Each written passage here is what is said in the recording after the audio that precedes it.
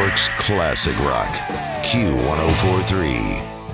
I wish Jim Kerr, my co-host in the mornings on the Jim Kerr Rock and Roll Morning Show, was with me in this Zoom session where we are recording with Scott Crawford and JJ Kramer, because we are going to be talking about Creem, a magazine that Jim Kerr grew up with in the Detroit area. So this should really be his thing, not mine.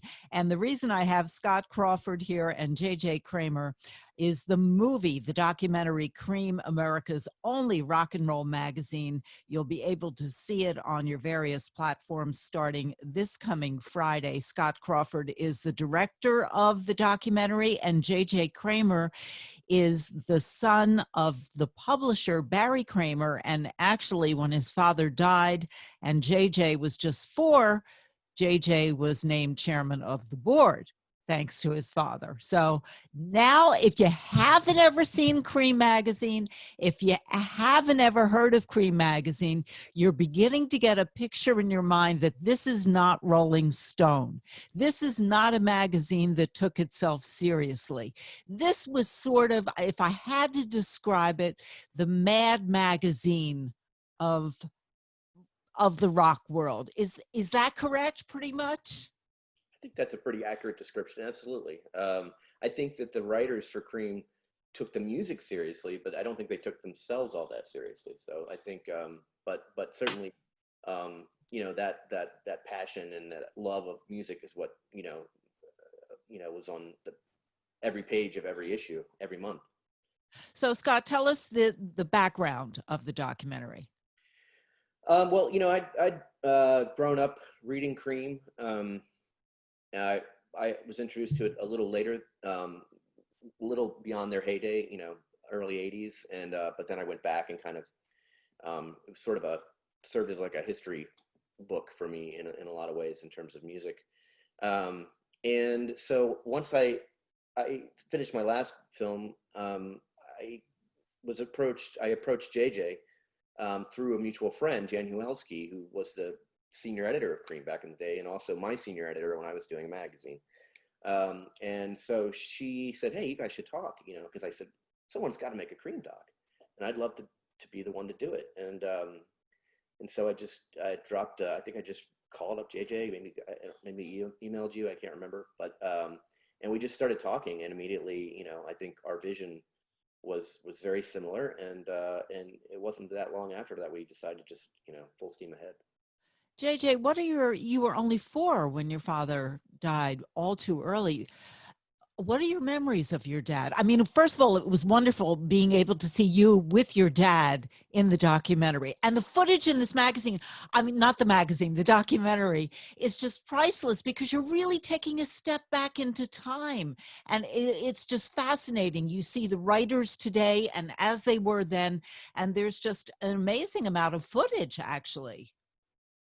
The footage is incredible. And to answer your initial question of what my memories were, it's really this patchwork quilt of anecdotes and photos and very few real memories of being with my father or around my father because I was so young. So going through this process, sitting in on the interviews, reading the transcripts, going through the archival footage was for me a process of learning so much more about who my father was as a person.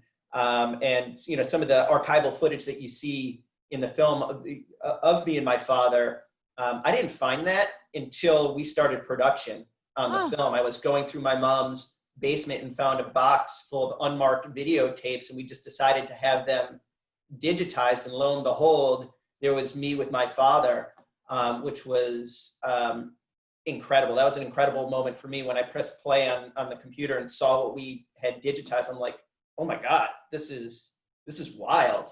So it was a really emotional journey, eye-opening journey, but exactly what I had hoped for in signing up for the project. Now, setting this up again for those of you not old enough to know Creem magazine, Dave Marsh, who I really identified with Rolling Stone, was the original editor. And Lester Bangs was one of the prominent writers. And you're talking really super strong personalities. Cameron Crowe also worked for Creem. I mean, you're talking about the legends of rock journalism. It educated me. I didn't know that background. I mean, I just enjoyed Creem kind of peripherally as a teenager. One of the magazines that I perused, and another one that I remember, was I Magazine, which I guess didn't last long at all. But for some reason, I was really drawn to that. But there were a lot of these magazines that were kind of coming and going. How long was Creem in existence? 20 years. Its initial print run lasted from 1969 to 1989. And Shelley, you mentioned all of the folks that were involved. And if you go back and you look at those old mastheads, it's like a murderer's row of the music journalism greats, between Dave Marsh, Lester Bangs, Jan Uhelski, Sue Whitehall, Greil Marcus, Robert Christgau. I mean, the list goes on and on and on. And it's amazing that so many of them were able to cut their teeth at Creem and went on to do these incredible things later on. Even Bukowski wrote for Creem. Yep. Wow. Patty Smith, freelance for Creem and wrote, some really amazing articles. Cameron Crowe. So it's really cool to go back and look at all those names. Basically, nobody knew what they were doing. I mean, you're not talking about a publisher who says, all right, I'm going to start a rock magazine and I want, this is what I'm looking for. This was a true happening, the way it was created. So explain that, Scott. Well, that was one of the things that I loved most about the story, is that this was not a slick operation by any means, and that appealed to me. That's the way that any project I've ever taken on in my life has been. I've never worked for big corporations or anything. So that appeals to me. So, and I loved just Barry's approach. And when I read his manifesto of what he wanted Creem to be, that resonated with me in so many ways. It was like punk rock and DIY before those were even part of our vernacular, So, and then just the idea of assembling this motley crew of like-minded music fans, and somehow putting this thing out every month, despite, less than professional environment. I love it. I love that chaos and the fact that they were so successful early on, and then obviously became the number 2 newsstand and subscription magazine to Rolling Stone in the country. So, and you have to understand how outrageous this magazine was. It was the antithesis of politically correct. Everything was incorrect. Everything that was done basically could not be done today. Right, JJ? Yes.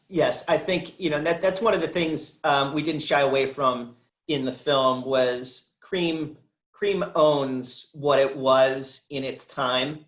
There were captions that were, very non-PC and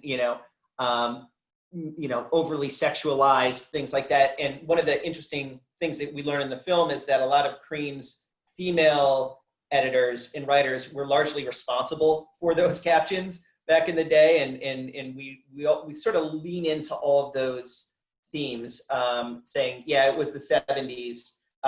This is what was going on in music and culture at that time. But to your point, in today's environment, much of that would not fly.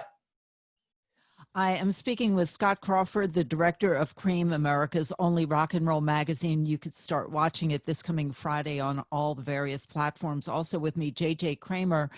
He is the son of the late publisher, Barry Kramer, and he was only 4 when his father passed on, and his father had proclaimed him chairman of the board, the person who was going to carry. That is sort of the essence of Creem magazine, just totally unexpected. When did you first realize you were chairman of the board, JJ? I remember talking about it probably, when I was 6 or 7. It was really cool to talk about it show and tell. Somebody brings in their, Malibu Dream House Barbie, and I'm like, oh, that's really cool. Have you seen my rock and roll magazine? So I was kind of a little punk about it, but I do remember sort of wearing that as a badge of honor, at that point, that someday I would hopefully be able to, fill my father's shoes. Unfortunately, things didn't quite play out that way with the magazine being sold off in the late 80s, but it's the universe has an interesting way of coming full circle, and I find it very serendipitous that I was given the opportunity to work with Scott and Jan on the film to put my own stamp on Creem's legacy. What do you do, JJ? When I'm not busy making documentaries about Creem magazine, I am a practicing intellectual property attorney. I'm in-house counsel at Abercrombie and Fitch.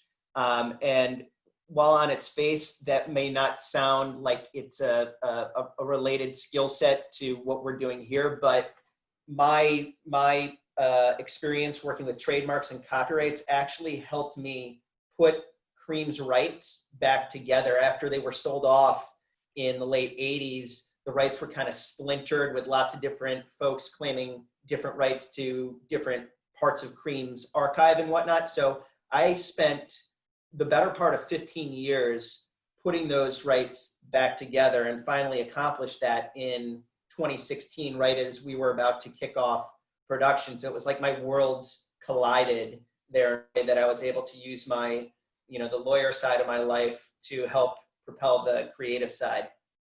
Oh, one of the things I learned in the movie, by the way, I was kind of shocked that Kirk Hammett of Metallica basically got into rock because he was a Kiss fan. I mean, that just sounds so strange, to heavy metal, what they think of Kiss, and here's Kirk Hammett saying, oh yeah, I was such a fan. I think Kiss appealed to, because they were just so otherworldly. They were like aliens or something that knew how to play guitar. It was bizarre. So I think that struck a chord with a lot of kids. Even obviously. Yeah. Now tell me how was it that there was so much footage? So because I don't even have photos back in the day because we took so little photos. Things weren't documented that way. We didn't document our lives the way people document their lives now. JJ came across, a lot of footage, and we could not have made this film, or would not have been the same film, had we not had that amazing footage from I think it was a local PBS affiliate, right, JJ? That was about 25 minutes, that black and white footage that starts off the film. And that was just, when I saw that footage, I think JJ sent that to me very early on. I said, okay, now we're going to. Yeah, that was a real treasure trove to be able to, it's one thing to try and explain to folks, through narration of, hey, here's what the offices looked like, and it was crazy, and there were people running around everywhere, but to actually be able to support that with visual evidence takes it to another level. We were very lucky to, Scott mentioned that there was a local PBS station that happened to have filmed for a couple days at Creem's offices in downtown Detroit in, I want to say, early 1971. That they do the tour through the offices. They film a roundtable discussion between Lester, Dave, my dad, and my mom. So there's all sorts of really cool stuff to pull from that really adds that texture to the story. But what's amazing? That they held on to the footage, because I don't think every TV station would be holding on to that kind of footage for so long. So obviously they knew what they had, or maybe they don't throw things out, which is very smart. You have to be very careful what you decide to discard. And I'm sorry that we're out of time, but if you love rock and roll, you got to watch the doc, Creem, America's only rock and roll magazine, and you could start seeing it this coming Friday on all your platforms, Q104.3. New York's classic rock, Q104.3.